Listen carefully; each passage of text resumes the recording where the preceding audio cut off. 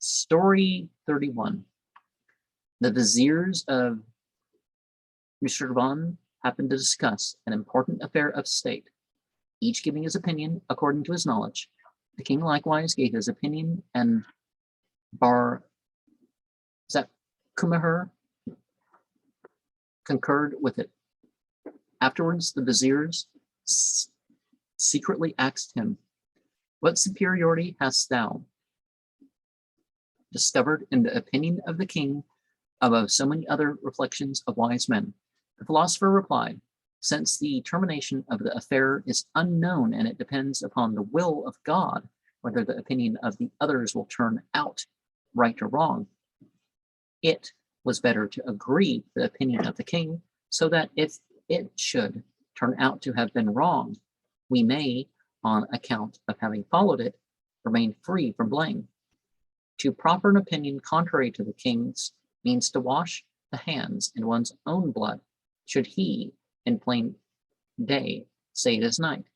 It is meet to shout, lo, the moon and the Pleiades."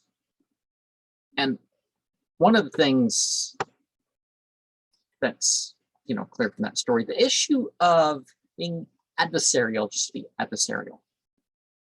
I myself am against the whole argument for argument's sake. I don't like to argue.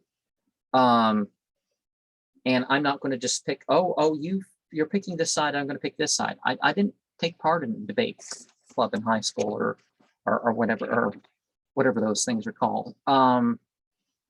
Because I don't believe in the defense or the prosecuting attorneys, each of them twisting things towards their own side. It should be about truth. It should be about some sense of good, some relationship with the unseen, not, I'm better at arguing with people. That's not how it should,